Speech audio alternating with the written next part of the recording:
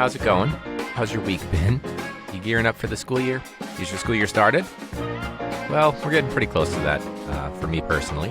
Before I dive into it, I just want to give a big shout out to our Patreon supporters. If you want to check out that behind the scenes bonus content, you can head over to patreon.com/classroombrew.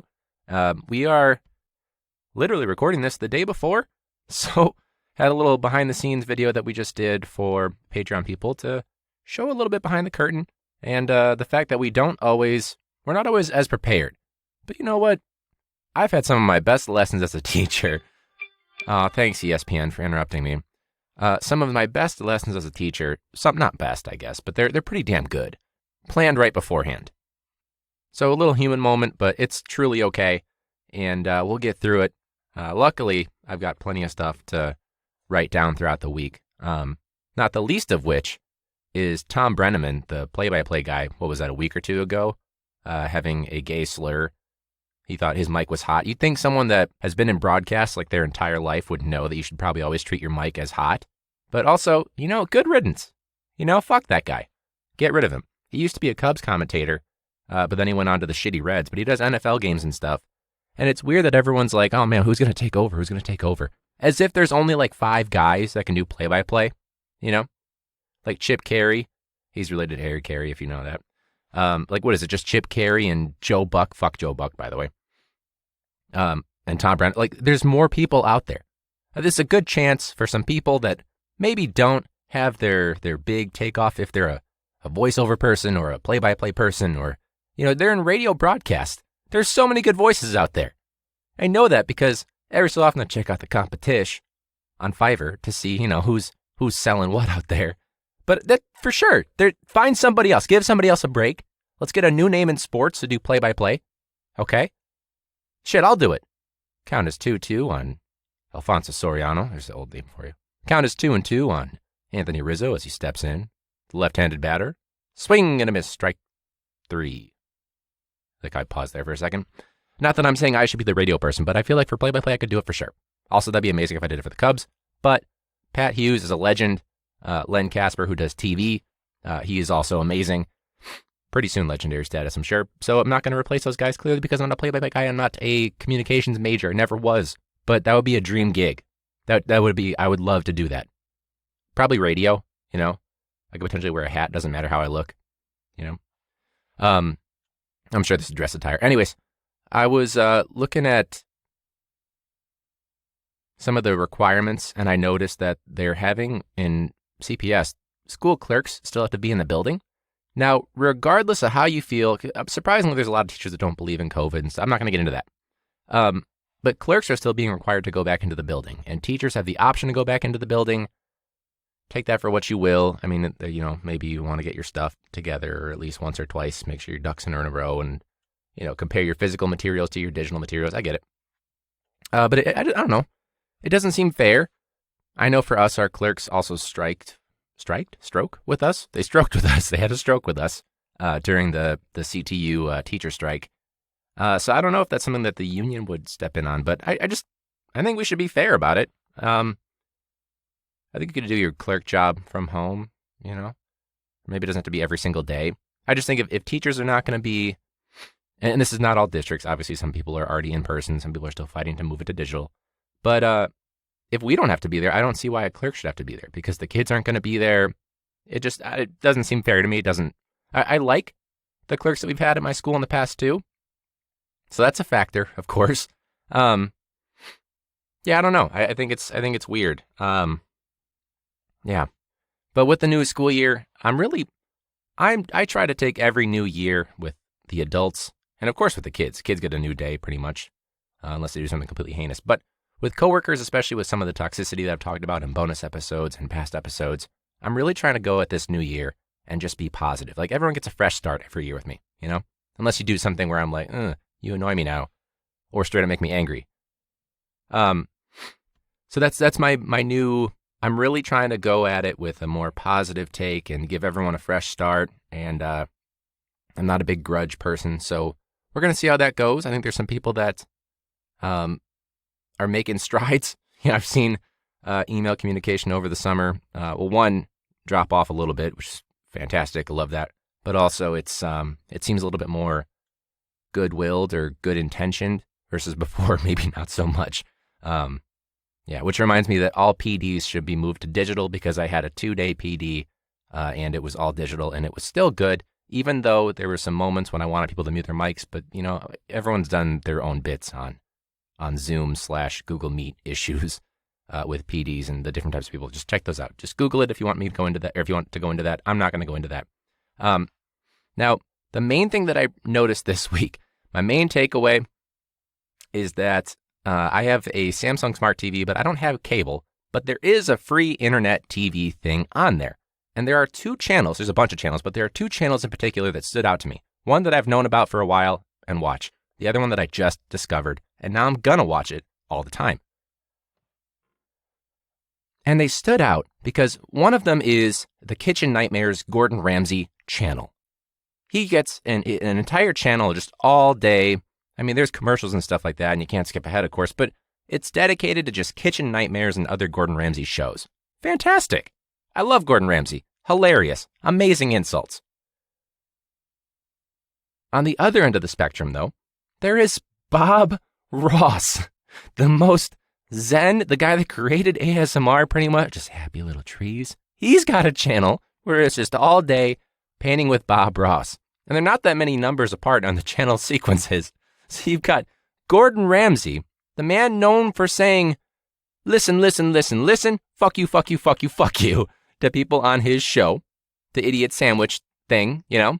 And then Bob Ross, where there are no mistakes. There's just happy little accidents. I think at one point Gordon Ramsay said, "Hey, Panini Head, are you listening to me?" And honestly, I think his favorite phrase is just "fuck off." But we should look up. Let's just look up some famous Gordon Ramsay quotes. I love the guy.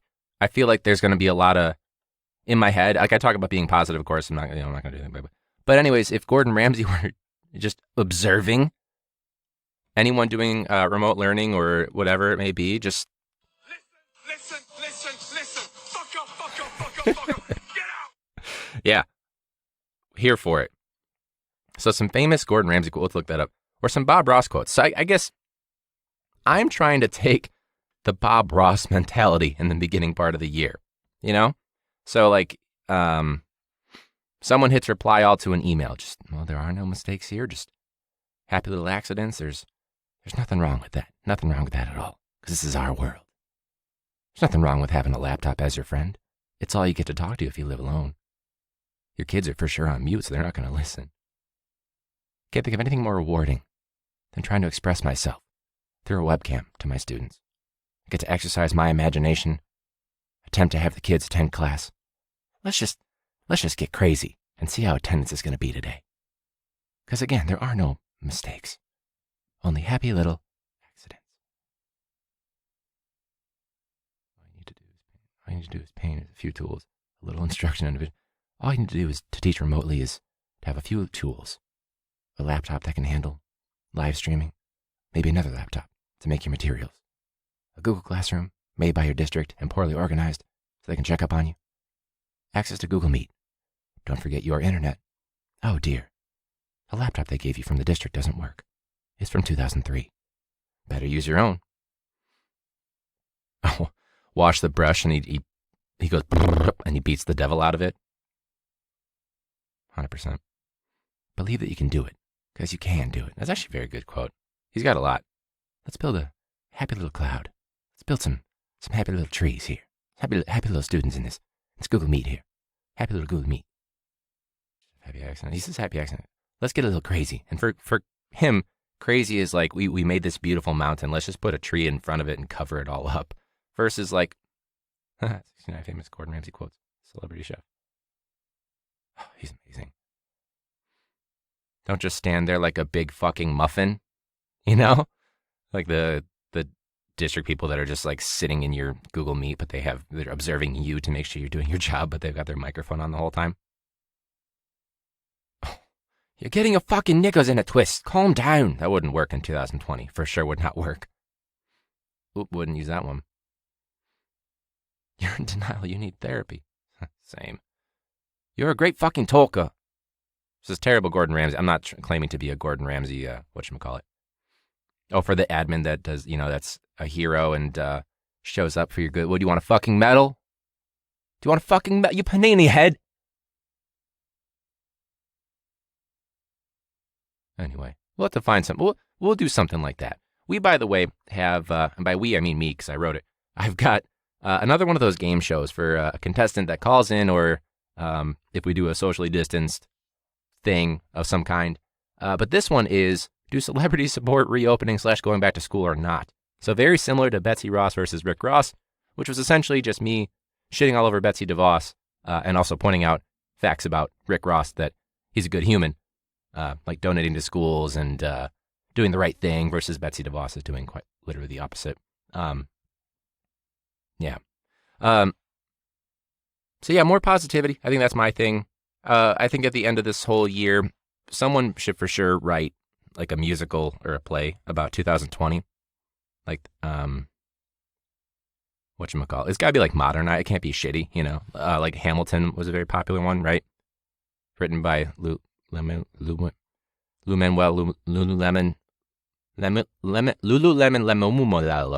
right?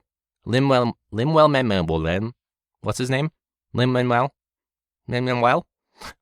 Lululemon Miranda, the guy that wrote Hamilton. Lululemon Miranda, who wrote Hamilton and starred in Hamilton as Hamilton. He should write a musical called 2020. 2020. Written and performed by Lululemon Manuel. Was it Lin Manuel Miranda? No shade to Lin Manuel Miranda. I'm still fighting it. Lin Manuel. Like I had a stroke, except for I'm just trying to say Lin Manuel Miranda. I have to pause when I say it. I don't know what it would be. Like anti-vaxxers in 2020. Not gonna give me my shot. Not gonna give me my shot. Or whatever his other songs are. My name is Betsy DeVos. No, it doesn't quite work. Someone should write it, though. Maybe Devin Siebold. He does a lot of, like, clever writing things. Maybe he can come up with another song. But it'll be 2020 by Lin Manuel Lululemon.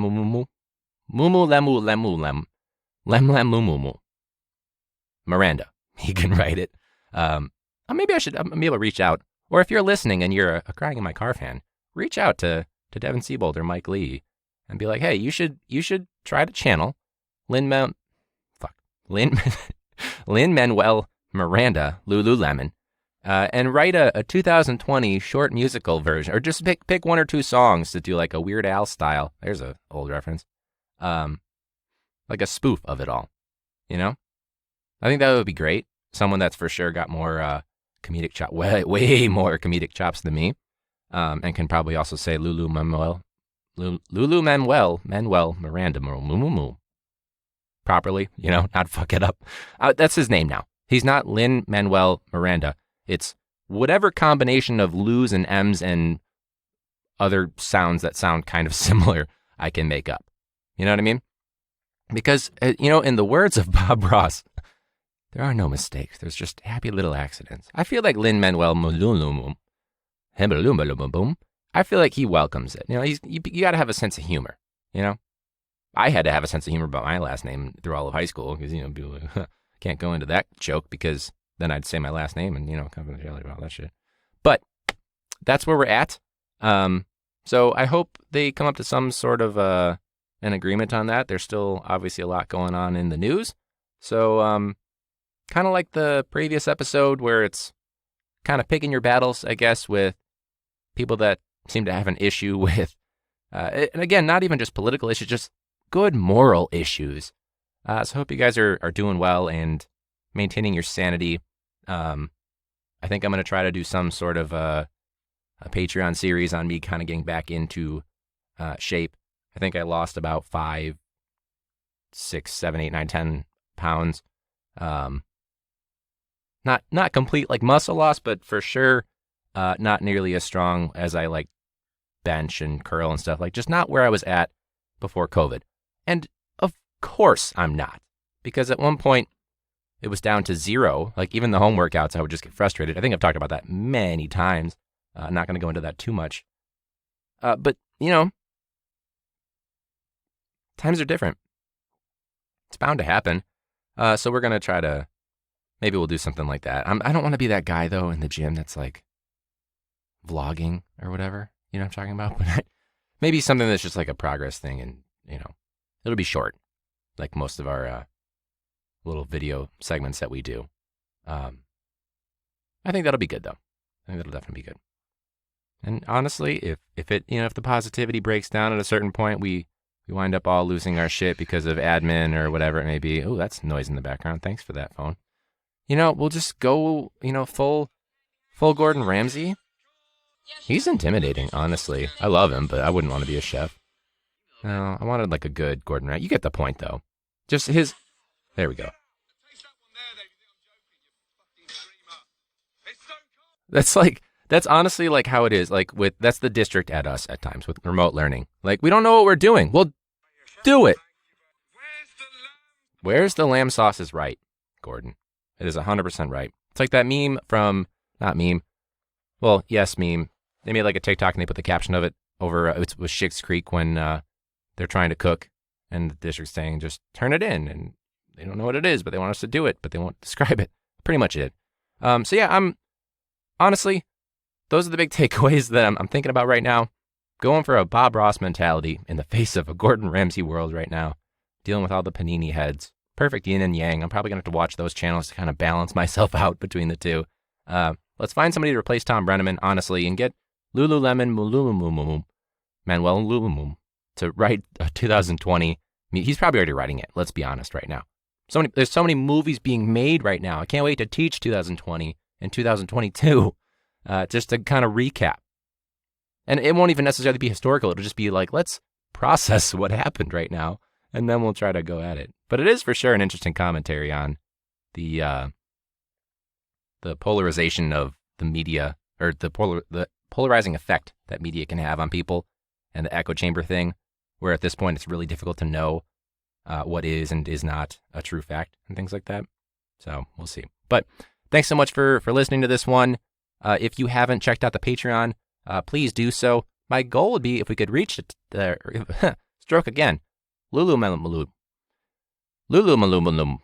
Manuel. If we can get to 10 patrons, I want to start doing video episodes more frequently, as well as implementing a live stream. Now, I'm not 100% tech savvy with that stuff, but I do have a few options I could do, but I would like to do that. So if we can get to 10 Patreons, we will for sure get that going.